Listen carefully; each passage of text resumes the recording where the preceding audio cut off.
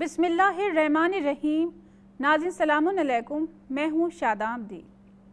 जैसा कि programme Karbala दरसे इंसानियत में बात चल रही है तालीमात करबला के सिलसिले से, लिहाजा गुफ्तगू का आगाज़ करते हैं और जानते हैं करबला की अजीम तालीमात के सिलसिले से। करबला हमें सब्र करने की तालीम अता करती है और करबला के मैदान में सब्र का मुजाहिरा सिर्फ जवान और बुजुर्ग अफराद में ही नज़र नहीं आ रहा, बल्कि जो छोटे छोटे बच्चे थे उन्होंने भी सब्र की ऐसी मिसाल कायम की है कि तारीख़ में ऐसी मिसाल न कभी मिली है और न कभी मिल सकती है।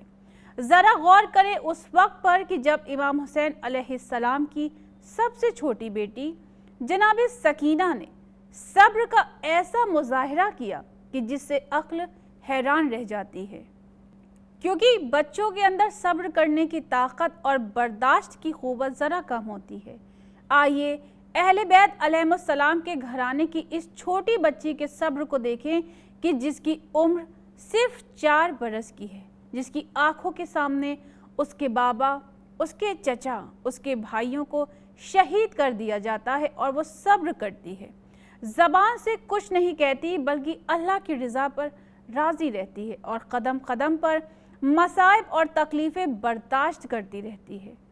कुरान मजीद के सूरह बकरा की आयत नंबर 153 में इरशाद हो रहा है, ईमान वालों सब्र और नमाज के ज़रिए मदद मांगो कि खुदा सब्र करने वालों के साथ है। करबला से ये भी सीखने के लिए मिलता है कि अपनी ख्वाहिश, अपनी हाजत को पूरा ना करते हुए, उसे पीछे करते हुए दूसरों की ख्वाहिशात को मुकद्दम रखना और उसको पूरा करने की पूरी कोशिश करनी चाहिए।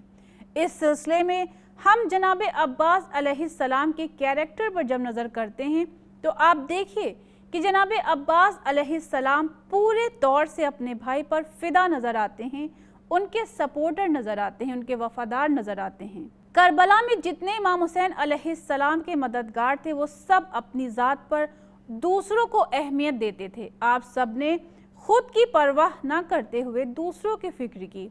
10 मुहर्रम को जब जनाब अब्बास अलैहिस्सलाम नहर फुरात पर बच्चों के लिए पानी लेने के लिए जाते हैं तो आप खुद 3 दिन के प्यासे थे, लेकिन पानी का एक कतरा नहीं पिया। सोचने वाली बात है कि जिसके सामने नहर हो, साफ और शफाफ पानी बह रहा हो, वो क्यों पानी नहीं पिएगा? जनाब अब्बास अलैहिस्सलाम ने इसलिए पानी नहीं पिया क्योंकि ख़ानदान अहले बैत ने हमेशा अपने से ज़्यादा दूसरों की फ़िक्र की है। जबकि उस वक्त जनाब अब्बास सख्त प्यासे थे, लेकिन पानी का एक कतरा नहीं पिया।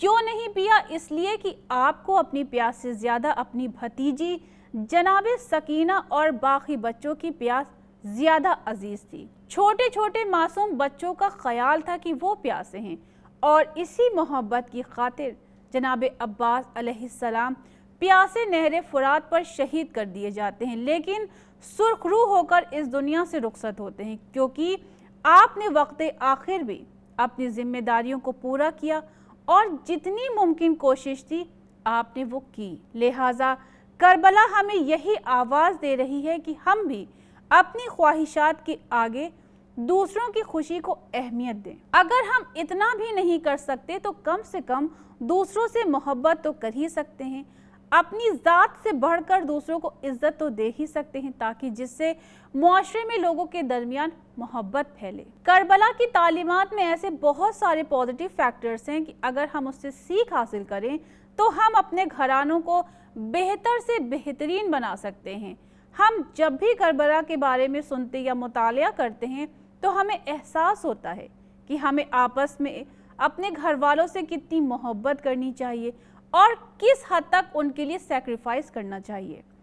करबला से हमें यह भी तालीम मिलती है कि जिसके बारे में हमें सबसे ज़्यादा गौर व फिक्र करना चाहिए वो है दीनदारी। इंसान को इस दुनिया में अपने किरदार को बहुत पाको पाकीज़ा बनाए रखना चाहिए, अपने दीन के लिए वफादार होना चाहिए। दीन का वफादार होने का मतलब यही है कि इंसान इस दुनिया में आराम करने के लिए नहीं आया है, बल्कि हमारा मकसद अल्लाह की खुशनुदी हासिल करना हो।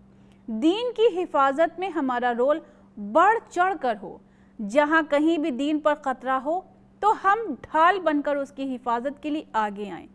کربلا والوں نے اپنا سب کچھ لٹا دیا تھا لیکن دین کو کمزور نہیں پڑنے دیا۔ ہمیں اپنے آپ پر غور کرنا چاہیے کہ ہماری زندگی میں کچھ ایسے حالات آ جاتے ہیں تو ہم اپنے دین سے بڑی آسانی کے ساتھ کمپرومائز کر لیتے ہیں، یعنی ضروری کام پیچھے کر کے غیر ضروری کاموں کو مقدم کر دیتے ہیں۔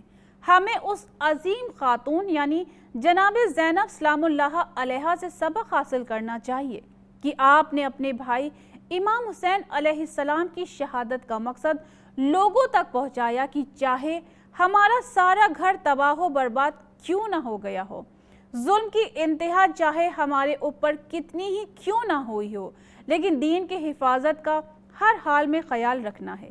بھلے ہم تنہا کیوں نہ ہو لیکن ہمیں بلند حوصلے اور مضبوط ارادے کے ساتھ کھڑے رہنا چاہیے۔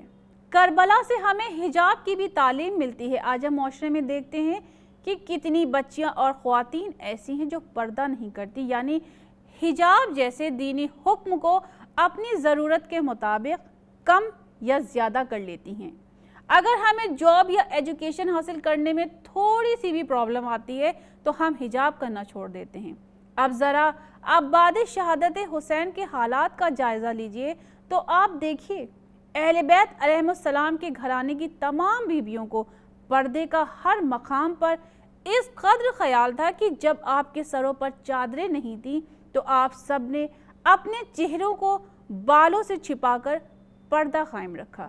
ناظرین، کربلا کے ذریعے ہمیں جو بہترین تعلیمات، بہترین درس ملتا ہے، ہمیں اس کے ساتھ خود کو کنیکٹ رکھنا چاہیے اور اپنی روزانہ کی زندگی میں ان تعلیمات کا سہارا لے کر اپنے راستوں کو روشن اور منور کرنا چاہیے تاکہ ہمارے ہر عمل سے یہ صاف طور سے ظاہر ہو سکے کہ ہم کربلا والوں کے اصل چاہنے والے ہیں، ہم پروردگار کی رضا پر راضی رہنے والے ہیں۔ اور یاد رکھیے، نہ صرف محرم کے ایام میں بلکہ سال بھر ہمارا انداز یہی ہونا چاہیے، ورنہ کربلا کی ان تعلیمات سے ہم فائدہ حاصل نہیں کر سکتے۔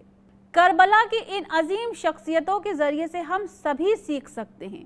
ہم ان سب کی جیسی کوشش تو شاید نہ کر پائیں لیکن کچھ % تو کوشش کر ہی سکتے ہیں، اور اگر ہم نے اہل بیت علیہ السلام کی بتائی ہوئی تعلیمات پر کچھ حد تک عمل کرنا شروع کر دیا اور ایام اضحیٰ کے بعد بھی اپنی زندگی میں اسے شامل کیا تو صحیح معنوں میں ہم نے ماہ محرم کا کچھ حق ادا کر لیا ہے۔ ناظرین، تو یہ تھا ہمارا آج کا ایپیسوڈ جس میں ہم نے آپ کو تعلیمات کربلا کے سلسلے سے بتایا۔